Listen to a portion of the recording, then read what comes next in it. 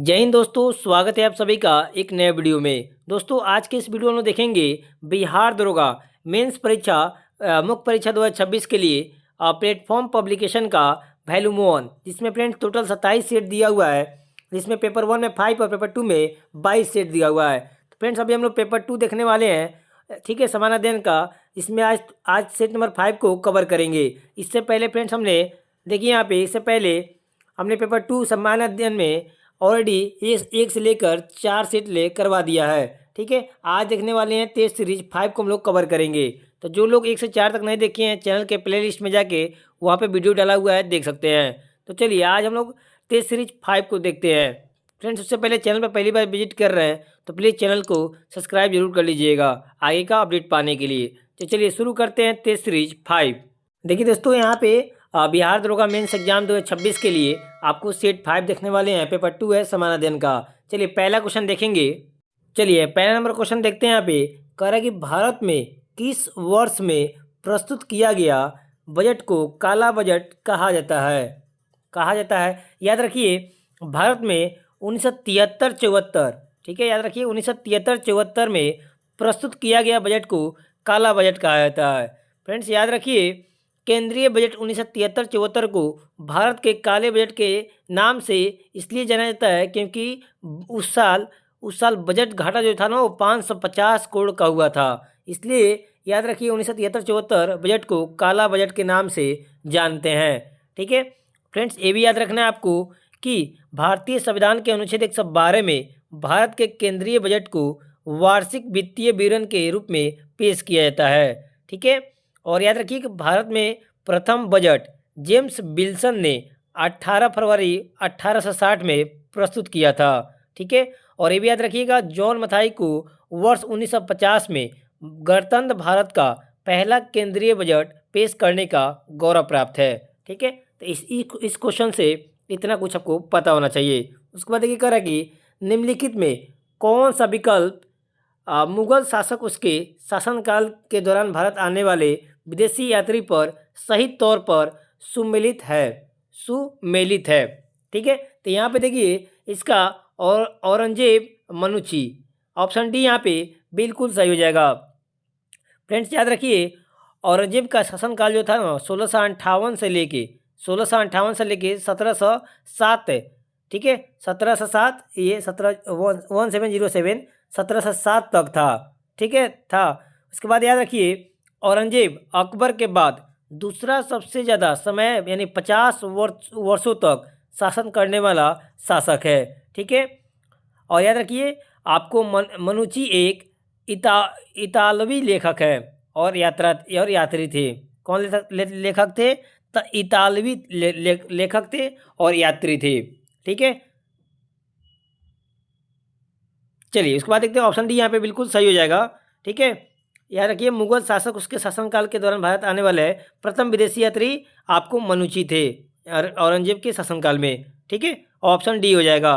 उसके बाद देखिए थर्ड नंबर क्वेश्चन कह रहा है कि भारतीय संविधान में सशक्त केंद्र वाले संघ की अवधारणा कहाँ से ली गई है। याद रखिए भारतीय संविधान में सशक्त केंद्र वाले संघ की अवधारणा कनाडा से ली गई है। कहाँ से ली गई है? तो कनाडा से ली गई है, याद रखिएगा। उसको कह रहा है कि प्लासी का युद्ध ईस्ट इंडिया कंपनी और किसके बीच में हुआ था। तो याद रखिएगा प्लासी का युद्ध ईस्ट इंडिया कंपनी और बंगाल के नवाब के बीच में हुआ था, बंगाल के नवाब के बीच में हुआ था, ठीक है। याद रखिए कि प्लासी का युद्ध 23 जून 1757 ईस्वी में बंगाल के नवाब सिराजुद्दौला की सेना और रॉबर्ट क्लाइव के नेतृत्व में कंपनी की सेना के बीच में हुई थी, ठीक है। और याद रखिए सिराजुद्दौला के सेनापति मीर जाफर के षड्यंत्र के कारण ही बंगाल नवाब को प्लासी युद्ध में हार मिली, ठीक है। चलिए इसके बाद देखते हैं आगे। क्वेश्चन नंबर 5 कह रहा है कि इनमें से कौन सा जल डमरू मध्य भारत के तमिलनाडु को श्रीलंका के मन्नार की खाड़ी से पृथक करता है। तो याद रखिएगा राइट आंसर हो जाएगा आपको पाक जल डमरू मध्य, ऑप्शन सी यहाँ पे बिल्कुल सही हो जाएगा, ठीक है। उसके बाद कह रहा है कि ब्रह्म समाज के प्रथम प्रधानाचार्य कौन थे। तो याद रखिएगा ब्रह्म समाज के प्रथम प्रधानाचार्य राजा राम मोहन राय थे। कौन थे? तो राजा राम मोहन राय थे, याद रखिएगा। ठीक है, चलिए इनके बारे में कुछ जान लेते हैं कि राजा राम मोहन राय ने वर्ष 1815 में कोलकाता में आत्मीय सभा की स्थापना किए थे। ठीक है, और राजा राम मोहन राय ने वर्ष 20 अगस्त 1828 में ब्रह्म समाज की स्थापना किए थे, जिसे बाद में ब्रह्मा समाज कहा जाने लगा। ठीक है, ब्रह्म सभा का स्थापना किए थे, लेकिन बाद में ब्रह्म समाज कहा जाने लगा, याद रखिएगा। ठीक है, और याद रखिए कि राजा राम मोहन राय के प्रयासों से 1829 में लॉर्ड विलियम बेटिक ने एक्ट 17 के तहत सती प्रथा को समाप्त किया। ठीक है, तो ये कुछ आपको पता होना चाहिए। चलिए इसके बाद चलते हैं आगे। 7 नंबर कह रहा कि भारत के इनमें से किस राज्य में यूरेनियम का सबसे बड़ा भंडार मौजूद है? भारत के इनमें से किस राज्य में यूरेनियम का सबसे बड़ा भंडार मौजूद है? तो भारत के आंध्र प्रदेश में, याद रखिए कि भारत के आंध्र प्रदेश राज्य में यूरेनियम का सबसे बड़ा भंडार मौजूद है। ठीक है, तो यहाँ पे ऑप्शन सी हो जाएगा। उसके बाद ये कह रहा कि नंदा देवी राष्ट्रीय उद्यान किस राज्य में स्थित है? तो याद रखिए नंदा देवी राष्ट्रीय उद्यान उत्तराखंड में स्थित है। कहाँ पे? तो उत्तराखंड राज्य में स्थित है। ठीक है, चलिए उसके बाद आगे देखते हैं। क्वेश्चन नंबर 9 कह रहा है कि प्रधानमंत्री उज्ज्वला योजना का शुभारंभ कब हुआ था? तो याद रखिए कि प्रधानमंत्री उज्ज्वला योजना का शुभारंभ 1 मई 2016 को हुआ था। कब हुआ था? तो 1 मई 2016 को हुआ था। ऑप्शन डी यहाँ पे बिल्कुल सही हो जाएगा। ठीक है, चलिए ऑप्शन डी यहाँ पे बिल्कुल सही हो जाएगा। दोस्तों आप लोग कमेंट करके बताना है। एक क्वेश्चन मैं पूछ रहा हूँ कि बेटी बचाओ बेटी पढ़ाओ अभियान की शुरुआत कब हुआ था? आप सभी अगर कोई वीडियो देख रहे हैं तो कमेंट में हमें ज़रूर बताइएगा कि बेटी बचाओ बेटी पढ़ाओ अभियान कब आया था। ठीक है, आप लोग कमेंट कीजिए नीचे। उसके बाद चलती आगे देखते हैं। क्वेश्चन नंबर 10 कह रहा कि अहमद शाह अब्दाली, ठीक है, अब्दाली अहमद शाह अब्दाली भारत में किस एशियाई देश से आया था? तो याद रखिएगा अहमद शाह अब्दाली भारत में अफगानिस्तान देश से आया था। ठीक है, अफगानिस्तान एशियाई देश से आया था। ठीक है, ऑप्शन यहाँ पे सी बिल्कुल सही हो जाएगा। ठीक है, उसके बाद देखिएगा सुंदरवन का डेल्टा निम्न में किन नदियों द्वारा निर्मित है? तो यहाँ पे ध्यान दीजिएगा सुंदरवन का डेल्टा गंगा और ब्रह्मपुत्र नदियों द्वारा निर्मित है। किसके द्वारा? तो गंगा और ब्रह्मपुत्र नदी के द्वारा ये निर्मित है। मंगल पांडे, याद रखिए कि मंगल पांडे किस पैदल सेना से संबंधित थे? तो यहाँ हो जाएगा मंगल पांडे 34वीं पैदल सेना से संबंधित थे। किससे? तो 34वीं आपको नेटिव इन्फेंट्री, ठीक है ना, आपको 14वीं नेटिव इन्फेंट्री यानी पैदल सेना से संबंधित है। ऑप्शन बी यहाँ पे बिल्कुल सही हो जाएगा। उसके बाद देखिए यहाँ पे कह रहा है आगे की चुआर विद्रोह कब हुआ था? चुआर विद्रोह कब हुआ था? याद रखिए वर्ष 1771 में चुआर विद्रोह हुआ था। 1771 में। ऑप्शन यहाँ पे ए बिल्कुल सही हो जाएगा। याद रखिए चुआर विद्रोह पश्चिम बंगाल के मिदनापुर और बांकुरा नामक स्थान पे हुआ था। ठीक है, याद रखिएगा। उसके बाद देखिए क्वेश्चन नंबर 14 देखते हैं। करा कि खिलाफत आंदोलन के बारे में निम्न कथनों पर विचार करना है। करा के नीचे दिए गए कूट का उपयोग करके सही उत्तर का चयन कीजिए। तो यहाँ देखिए 14 नंबर का जो हो जाएगा यहाँ पे सही उत्तर चुनना है। तो यहाँ पे ऑप्शन कथन 3 सही हो जाएगा। तुर्की में क्रांति खिलाफत आंदोलन के लिए सबसे बड़ा झटका बन गए। ठीक है, ऑप्शन यहाँ पे डी हो जाएगा। केवल 3 नंबर कथन जो है वो सत्य हो जाएगा। ठीक है, इसके बाद देखिए क्वेश्चन नंबर 15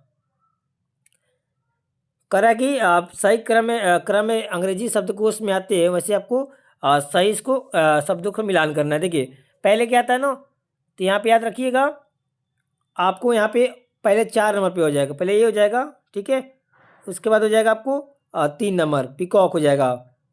उसके बाद पीनट हो जाएगा।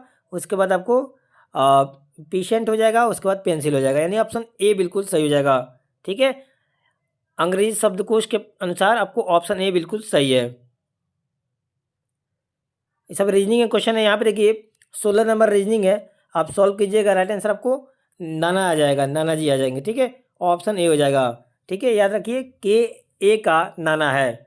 उसके बाद देखिए यहाँ पे भी रीजनिंग है। ठीक है, आप टेलीग्राम ज्वाइन कर लीजिएगा फ्रेंड्स। मैं बार बार बोलता हूँ, हर वीडियो में बोलता हूँ कि आपको प्रॉब्लम होता है टेलीग्राम ज्वाइन कर लीजिएगा। वहाँ पे मैं इसका आपको क्वेश्चन सहित इसका सॉल्यूशन में डाल दूंगा, मैथ और रीजनिंग का। ठीक है, उसके बाद देखिए यहाँ पे 17 नंबर सॉल्व कीजिएगा तो यहाँ पे राइट आंसर एच आ जाएगा। ठीक है, नेक्स्ट सीरीज जो आएगा वो एच आ जाएगा। ठीक है, उसके बाद देखिए आगे 18 नंबर देखते हैं। देखिए 18 नंबर यहाँ पे पूछ रहा है कि परस्पर बदलने से कौन सही हो जाएगा। तो ये देखिए 18 का सॉल्व कीजिएगा तो ऑप्शन सी हो जाएगा। यहाँ नंबर सीरीज का 19 पर पूछ रहा है तो यहाँ पे 44 हो जाएगा। इसके बाद देखिए यहाँ पे 20 नंबर, 20 का क्या हो जाएगा। देखिए 20 का सॉल्व कीजिएगा ना तो राइट आंसर आपको ऑप्शन ए हो जाएगा। ठीक है, ऑप्शन ए हो जाएगा। केवल निष्कर्ष फर्स्ट और सेकेंड अनुसरण करते हैं। ठीक है, उसके बाद देखिए यहाँ पे आगे 21 नंबर अभिकथन फर्स्ट जो कह रहा है ए कि गहरे समुद्र में गोताखोरों को विशेष सूट पहनना पड़ता है, और करनार कह रहा है कि गहराई के साथ द्रव्य का दाब बहुत अधिक घट जाता है जिसे मानव शरीर बिना सुरक्षा के सहन नहीं कर पाता है, सहन नहीं कर पाता है। तो राइट आंसर क्या हो जाएगा। आपको अभिकथन ए सत्य हो जाएगा और परंतु आर कारण आर असत्य हो जाएगा। अभिकथन ए सत्य हो जाएगा परंतु कारण आर जो है वो असत्य हो जाएगा। ऑप्शन सी यहाँ पे बिल्कुल सही हो जाएगा। उसके बाद देखिए कह रहा है PCl5 अणु अस्तित्व में लेकिन NCl5 नहीं, इसका मुख्य क्या कारण है।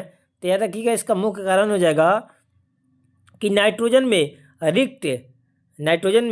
रिक्त डी कक्षक। ठीक है, आपको वैकेंट डी ऑर्बिटल्स अनुपस्थित है। तो यहाँ पे राइट आंसर आपको बी हो जाएगा।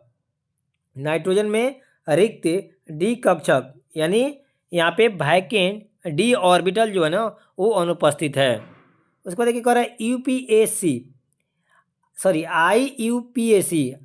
IUPAC नामकरण के अनुसार परमाणु संख्या 119 वाले तत्व का क्या नाम होना चाहिए। तो IUPAC नामकरण के अनुसार परमाणु संख्या 119 वाले तत्व आपको क्या हो जाएंगे। तो याद रखिएगा वो हो जाएंगे ऑप्शन ए यहाँ पे। ठीक है,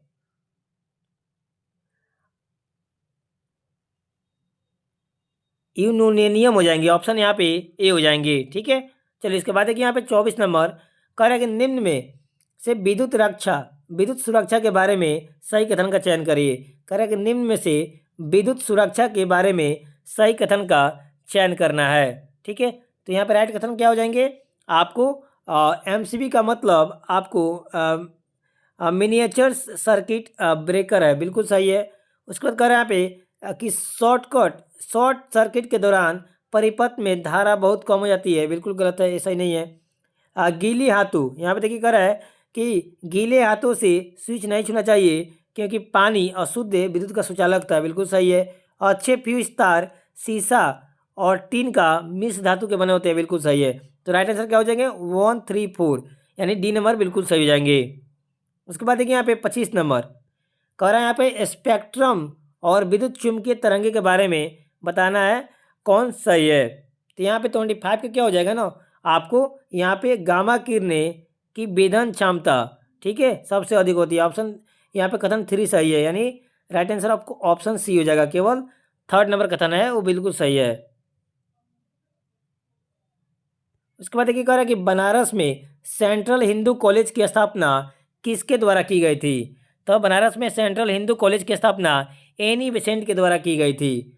भारत छोड़ो आंदोलन 1942 के समय जेल से भागकर किसने भूमिगत होकर लड़ाई लड़ी। तो ये कौन हो जाएंगे। भारत छोड़ो आंदोलन 1942 के समय जेल से भागकर जयप्रकाश नारायण भूमिगत होकर लड़ाई लड़ी। कौन, तो जयप्रकाश नारायण। ऑप्शन ए यहाँ पे बिल्कुल सही हो जाएगा। कोटोपैक्सी पर्वतीय चोटी किस देश में है। तो याद रखिएगा कोटोपैक्सी पर्वतीय चोटी इक्वाडोर में है। कहाँ पे है, तो इक्वाडोर में। ऑप्शन सी यहाँ पे बिल्कुल सही हो जाएगा। उसके बाद देखिए यहाँ पे 2025 में प्रधानमंत्री नरेंद्र मोदी ने शासन में शासन में राज्य की भूमिका को कम करने और आर्थिक उदारीकरण को बढ़ावा देने के उद्देश्य से निम्न में से किस निकाय के गठन की घोषणा की थी? तो याद रखिएगा, ये आपको डीरेगुलेशन कमीशन की आपको गठन किए थे। कौन? डीरेगुलेशन कमीशन का गठन किए थे। ठीक है, ऑप्शन डी यहाँ पे बिल्कुल सही हो जाएगा। इसके बाद देखिए यहाँ पे 30 नंबर कह रहा है कि भारत के इतिहास के संबंध में निम्न में से कौन सा कथन सही है? तो यहाँ पे याद रखिए 30 नंबर का क्या हो जाएगा ना, आपको अंग्रेजों ने भारत में मैसूर के शासकों के साथ 4 युद्ध लड़े। बिल्कुल सही है। ठीक है, याद रखिए, आपको अंग्रेजों ने भारत में मैसूर के शासकों के साथ 4 युद्ध लड़े थे। कौन कौन? तो प्रथम आंग्ल मैसूर युद्ध 1767 से लेकर 1769, द्वितीय आंग्ल मैसूर युद्ध 1780 से लेकर 1784 और द्वितीय आंग्ल मैसूर युद्ध, ठीक है, आपको 1790 से लेकर 1792 और चतुर्थ ठीक है, चतुर्थ आंग्ल मैसूर युद्ध 1799 में। ठीक है, 4 मई 1799 को टीपू सुल्तान अंग्रेजी सेना से बहादुरी के साथ लड़ते हुए युद्ध में मारे गए थे। ठीक है, अंग्रेजों का सबसे कट्टर दुश्मन आपको टीपू सुल्तान थे, याद रखिएगा। तो यहाँ सही है। उसको देखिएगा कि ईस्ट इंडिया कंपनी 1899 में उत्तरी सरकारों के अर्पण के बदले में हैदर अली के विरुद्ध हैदराबाद के शासक के साथ दिया। ये बिल्कुल गलत हो जाएगा। कहा कि टीपू सुल्तान अपनी राजधानी श्रीरंगपट्टनम की रक्षा करते हुए श्रीरंगपट्टनम में युद्ध में मारे गए। यहाँ पे बिल्कुल सही हो जाएगा, यानी राइट आंसर आपको ऑप्शन सी हो जाएगा। कथन 1 और कथन 3 बिल्कुल सही है। ठीक है, चलिए उसके बाद देखते हैं आगे। क्वेश्चन नंबर 31 कह रहे हैं यहाँ पे कि भारतीय संविधान के निम्नलिखित में से किस अनुच्छेद में उच्चतम न्यायालय को एक उच्च न्यायालय से दूसरे उच्च न्यायालय में मामले को स्थानांतरित करने की अनुमति दी गई है? तो याद रखिएगा ना, भारतीय संविधान के अनुच्छेद 139A में उच्चतम न्यायालय को एक उच्च न्यायालय से दूसरे उच्च न्यायालय में मामलों को स्थानांतरित करने की अनुमति दी गई है। किसमें? तो अनुच्छेद 139A में। ठीक है, उसके बाद देखिए यहाँ पे कह निम्नलिखित में से किस समाज सुधारक ने the Hindu family annuity fund की स्थापना की है? तो याद रखिएगा, इसका जो राइट आंसर क्या हो जाएगा? इसका राइट आंसर हो जाएगा ईश्वरचंद विद्यासागर ने। ईश्वरचंद विद्यासागर ने इसकी स्थापना की है। भारत के किस राज्य में मरम नागा जनजाति मुख्य रूप से पाई जाती है? तो भारत के मणिपुर राज्य में। ठीक है, भारत के मणिपुर राज्य में मरम नागा जनजाति मुख्य रूप से पाई जाती है। ऑप्शन सी बिल्कुल सही हो जाएगा। उसके बाद देखिए के नीचे दिए गए मामले में निम्नलिखित में से किस मौलिक अधिकार का उल्लंघन किया गया है? किसी गांव में कुछ गरीब लोग को अपने घर के सामने ही सड़क पर उपयोग करने की अनुमति नहीं थी। तो यहाँ इसका राइट आंसर क्या हो जाएगा?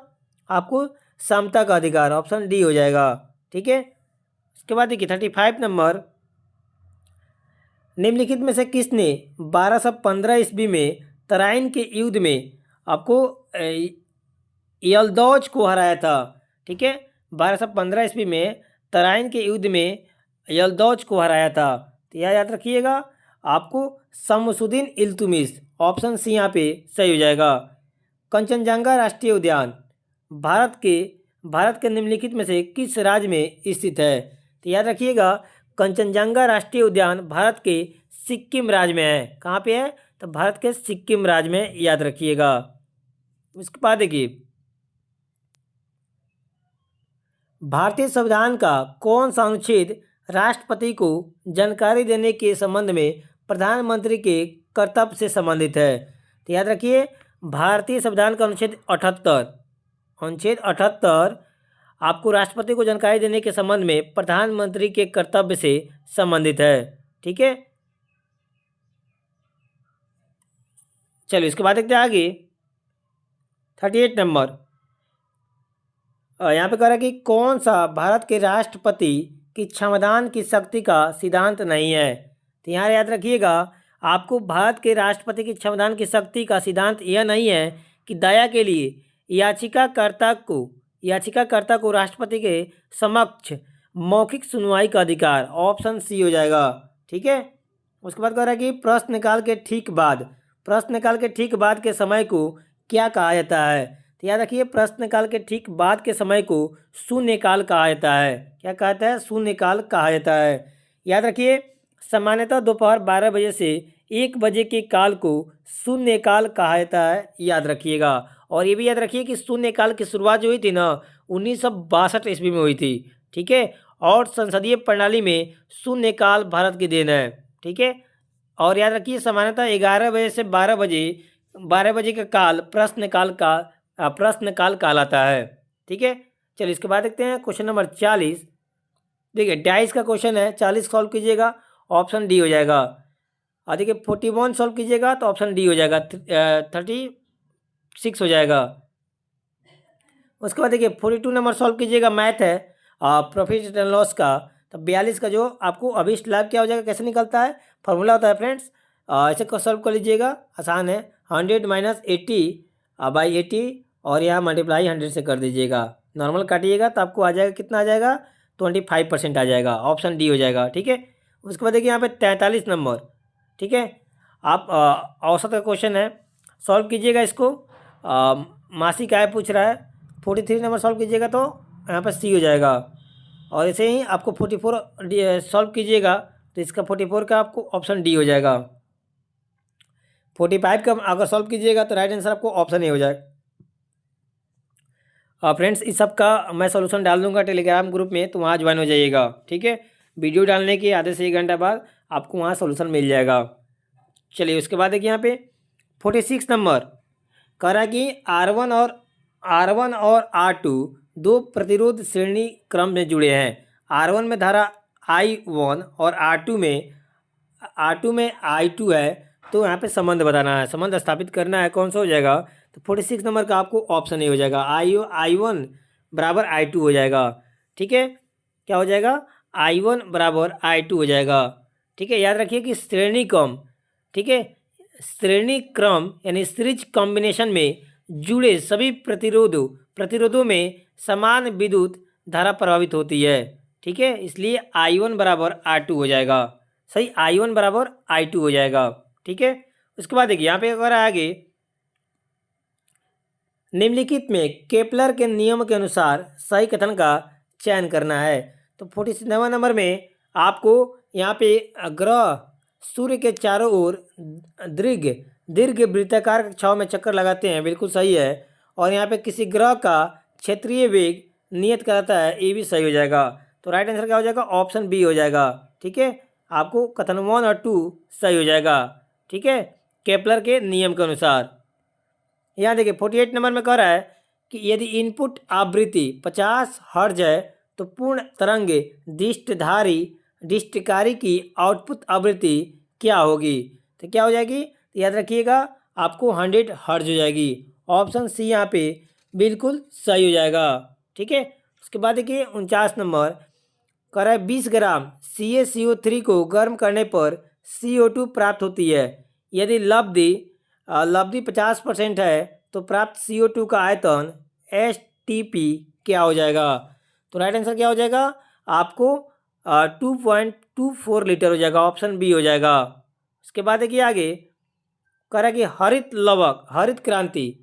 कि हरित क्रांति के दौरान भारत में पेश की गई चावल की अर्धबौनी, ठीक है, अर्धबौनी किस्म जाया और रत्ना किससे विकसित की गई थी। तो याद रखिएगा ये आपको IR8 और ताइचुंग नेटिव फर्स्ट की गई थी। IR8 और ताइचुंग नेटिव 1 से विकसित की गई थी। उसके बाद देखिए यहाँ पे कह रहा है कि भारत के राष्ट्रीय प्रतिदर्श सर्वेक्षण संगठन का क्या उत्तरदायित्व है। तो याद रखिएगा भारत के राष्ट्रीय प्रतिदर्श सर्वेक्षण संगठन का उत्तरदायित्व विभिन्न क्षेत्रों में अखिल भारतीय स्तर पर बड़े पैमाने के सर्वेक्षण करना है। ऑप्शन बी हो जाएगा। ऑप्शन बी हो जाएगा। एक देश में एक विशेष वर्ष के दौरान उत्पादित सभी अंतिम वस्तुओं सेवाओं के कुल मूल्य को क्या कहा जाता है? तो याद रखिएगा, कुल मूल्य को सकल घरेलू उत्पाद कहा जाता है। सकल घरेलू उत्पाद कहा जाता है। ऑप्शन डी सही हो जाएगा। राज्यपाल को पद की शपथ कौन दिलाता है? राज्यपाल को पद की शपथ कौन दिलाता है? तो याद रखिएगा, राज्यपाल को पद की शपथ उच्च न्यायालय के मुख्य न्यायाधीश दिलाते हैं। उच्च न्यायालय के मुख्य न्यायाधीश दिलाते हैं।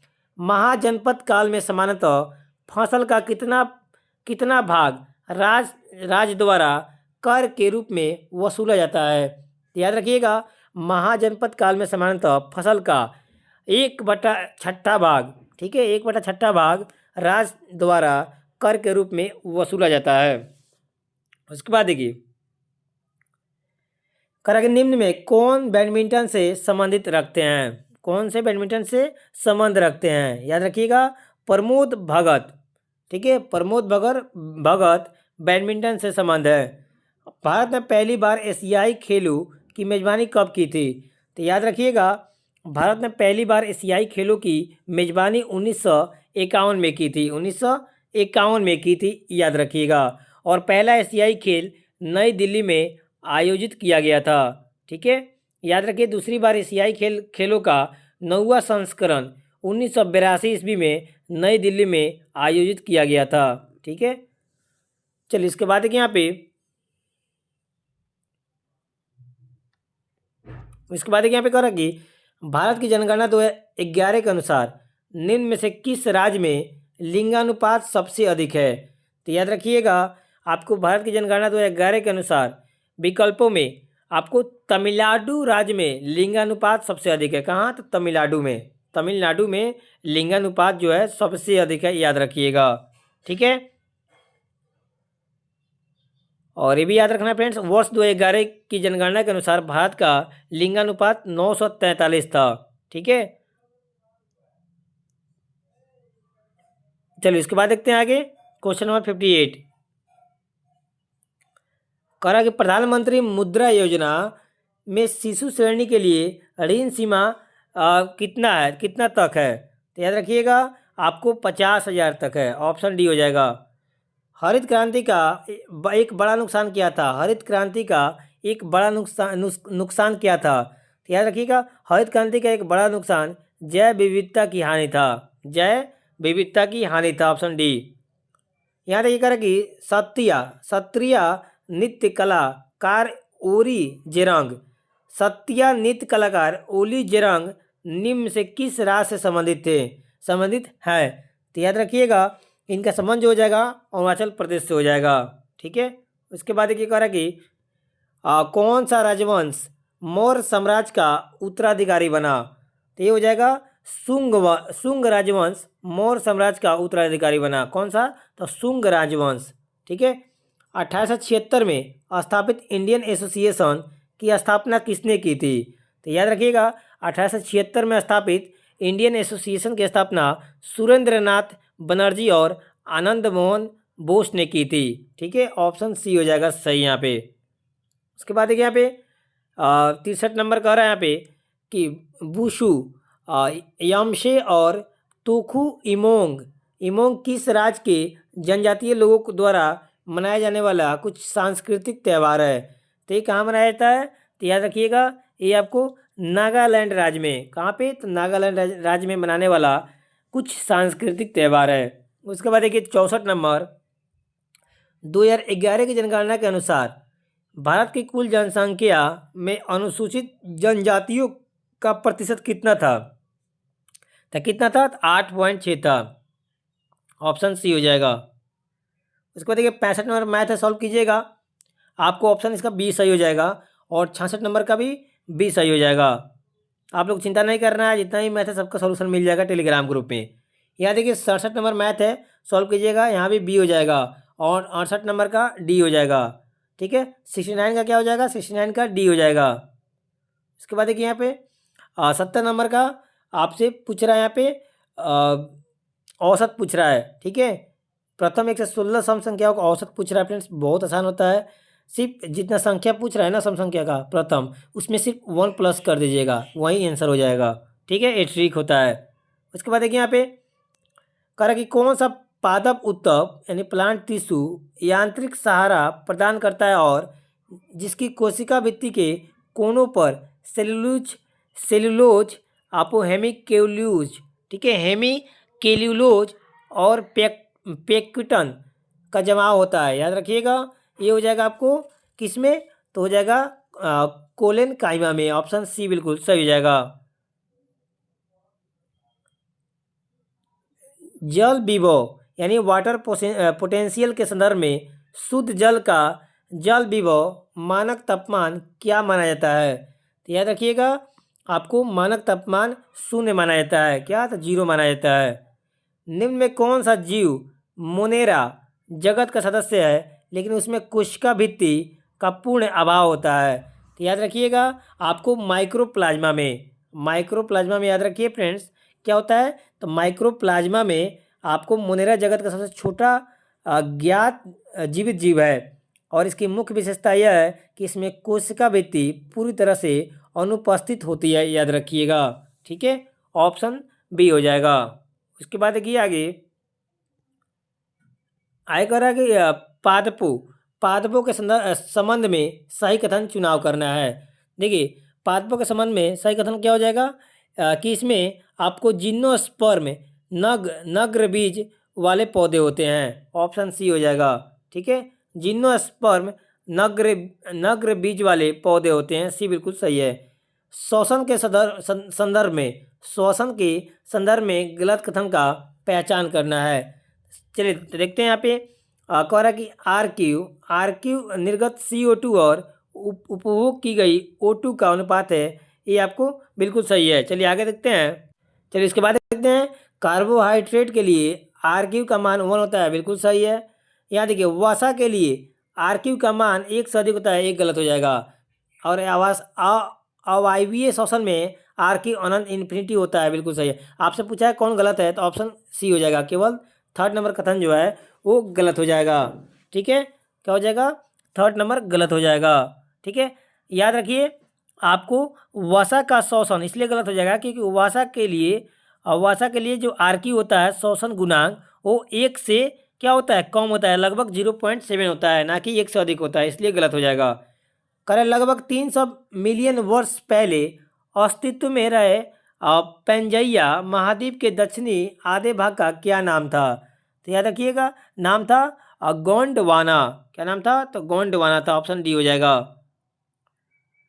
देखिए उसके बाद कह रहा है यहाँ पे रुकीमणि देवी अरुणडेल निम्न किस नृत्य शैली से संबंधित है? तो याद रखिएगा, इनका संबंध हो जाएगा ये आपको भरतनाट्यम नृत्य से। ऑप्शन बी हो जाएगा। राष्ट्रीय मधुमक्खी पालन एवं शहद मिशन का लक्ष्य क्या था? तो याद रखिए, राष्ट्रीय मधुमक्खी पालन एवं शहद मिशन का लक्ष्य मीठी क्रांति के लिए लक्ष्य को हासिल करना था। ऑप्शन बी हो जाएगा। उझावर थिरुनल किस राज्य में मनाया जाने वाला किसानों का त्यौहार है? तो याद रखिएगा, ये आपको तमिलनाडु राज्य में मनाया जाने वाला त्यौहार है। 1966 से 1969 के बीच योजना अवकाश का प्राथमिक कारण क्या था? तो याद रखिएगा, प्राथमिक कारण जो था ना वो तृतीय पंचवर्षीय योजना की विफलता थी। ऑप्शन यहाँ पे सी हो जाएगा। ठीक है, उसके बाद देखिए यहाँ पे करेगा तीरंदाजी में आंतरिक गोल्ड वलय को एक ही तीर से मारने पर उच्चतम कितना स्कोर मिलता है? तो याद रखिए, उच्चतम स्कोर 10 मिलता है। 10 स्कोर मिलता है। ठीक है, उच्चतम स्कोर 10 मिलता है, याद रखिएगा। उसके बाद देखिए आगे, अशोक के अभिलेखों में कितने शिलालेख शामिल है? तो याद रखिए, अशोक के अभिलेखों में 33 शिलालेख शामिल है। कितना? 33 आपको शिलालेख शामिल है। भारतीय संविधान के मौलिक अधिकार के रूप में संवैधानिक उपचारों के अधिकार का उल्लेख किस अनुच्छेद में किया गया है? तो ये आपको अनुच्छेद 32 में किया गया है।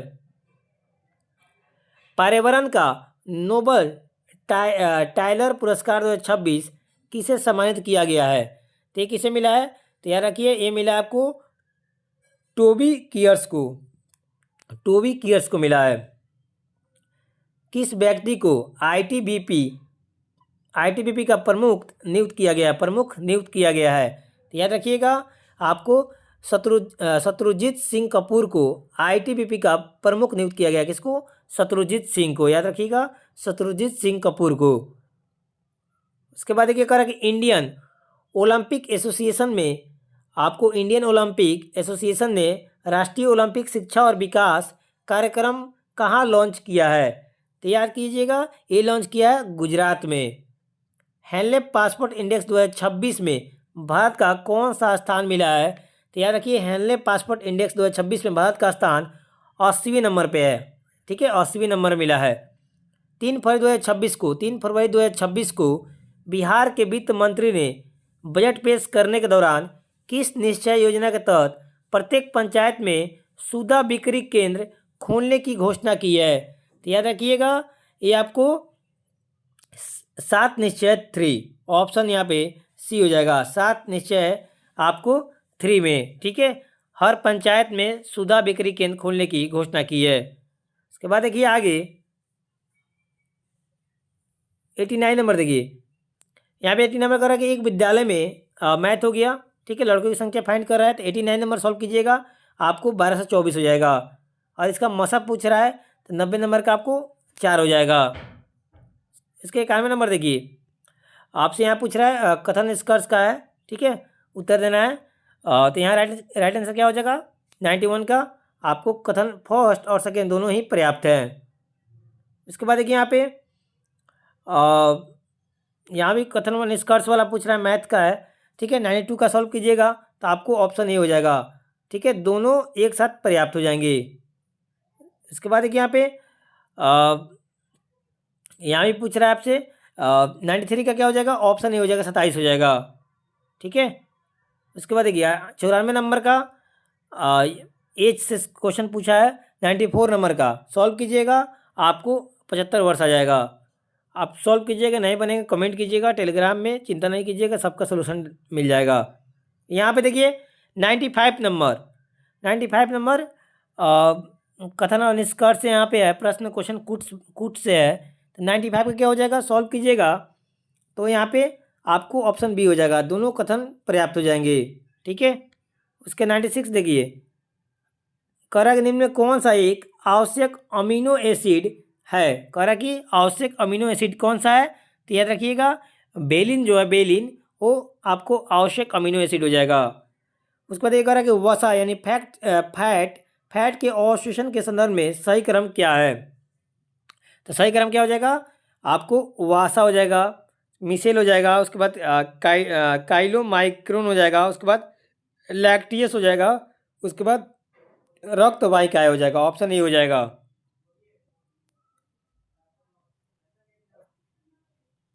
हृदय के नोडल ऊतक के बारे में बताना है। ठीक है, नोडल टिश्यू के बारे में कौन सा आपको सही गलत है? तो 98 का क्या हो जाएगा ना? आपको दोनों कथन सही हो जाएंगे। याद रखिए, दोनों कथन जो है वो सही हो जाएंगे।